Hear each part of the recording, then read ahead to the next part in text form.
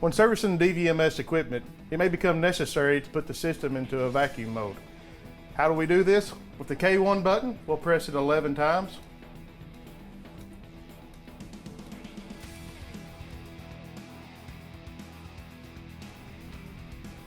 And the board will show K4A. Once that's started, you'll start hearing valves open on the outdoor equipment, and you'll hear valves opening on the indoor as it goes through the process.